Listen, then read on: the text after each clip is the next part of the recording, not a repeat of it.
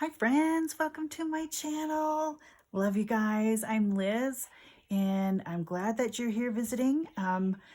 Welcome to new people and I hope that you find some inspiration here. I have played a little bit today in something that I wanted to create more of. I remember, let's see, December of 2024, I've got it written right up here. I made this book and it's kind of a wonky art journal, and the cover is just made out of underpaper and collage and some words, but inside is an accordion book that I had made from wasted cardboard. It was just going to get thrown away. They were cut-offs from when I was doing Trashy Journal. And so I have put it all together in an accordion style and just made it an art journal. And I love, these pages just give me inspiration in themselves already because I remember doing them and enjoying the process. So one side is kind of art journal-y type stuff, and the other side is sort of grunge. And I know it's a mess and it's hard to look at almost because of its highly busy nature, but I enjoyed it so much that I wanted to make another one. I mean, I've got stitching in here, a lot of collage, strings, I mean, just junk. Every page is its own little masterpiece, but it is very busy. I'm not even kind of saying that, but I do like it. I like it a lot. So anyway, I wanted to make another one of these accordion type books. So I brought out my cardboard collections. I had 3 different sets of cardboard, and so I just used masking tape, double-sided tape with fabric scraps on it, and then these rolls of washi tape that I've had sitting around. So, and I just put them to make hinges on the fronts and the backs.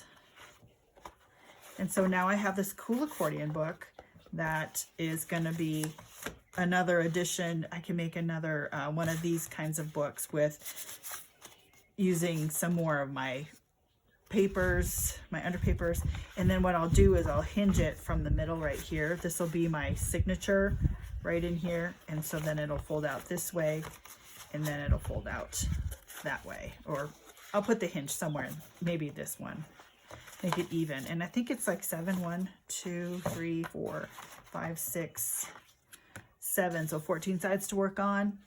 So that's kind of fun. And then I also went on to think, well, here's this other, I've got my fabric scraps out. Let's make one of those hinge type things that have the 2-3-2 kind of method. And so I took fabric scraps and I was just winging it. I didn't think it through too well. So I have some problems at the end. And I think once I fill it up, it's going to get alligatory. But the beauty of this is I can cut it off and reinsert it if I want to.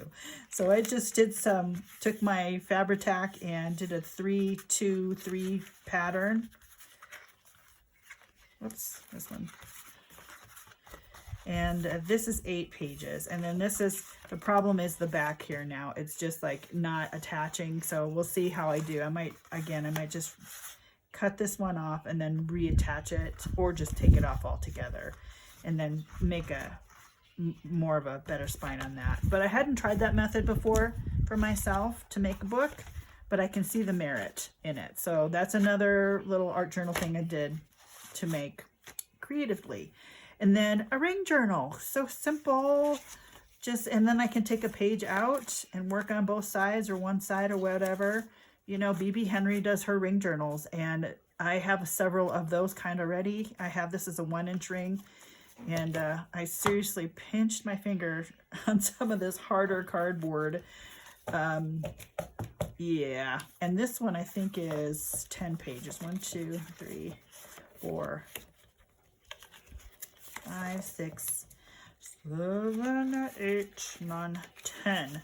So 20 surfaces to work on. So that's just something I was doing today in preparation for more collage art, more creativity, and just there's so many fun ways to create on things, and you don't have to spend a whole lot of money if you don't want to. You don't have to spend any money if you don't want to. I mean, I have these rings laying around. Masking tape works just fine for this. Paper scraps and a tough kind of glue. You could even sew them in if you wanted to. I mean, and it's just cardboard. These are cardboard cutoffs from my trashy journal collecting that were going to get otherwise recycled. So why not recycle them? I mean, they're going to get in the landfill eventually down the road. Don't know when, but right now they're going to be art for a long time. They're going to be pieces of creativity that I can look back on and be happy about and just enjoy looking at. And I can use these as inspiration for my own creativity. And that's one thing that a couple artists that I've watched recently, they're saying, take inspiration from your own work. I mean, if you have a sketchbook, or if you have just anything that you draw on, use that as inspiration for a nicer piece later on. Because every little tiny thing that you do creatively, it builds on itself. It builds exponentially on your creative experience. And so you can make yourself better every time you create. And then these things, because they're so small and you have such a little piece to work on, you can finish something and it can be done. And if you don't have a lot of time.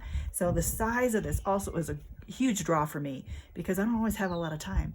So you can do a little collage thing on here in 20 minutes and be done if you got 20 minutes. And so there's so many benefits to having these kinds of books laying around. And I call them books, but they're the creative journals, So anyway, I hope that inspires you in a little way to create your own kind of thing. I mean, there's so many different videos out there you can look at to make books, and there's so many different ways to make books.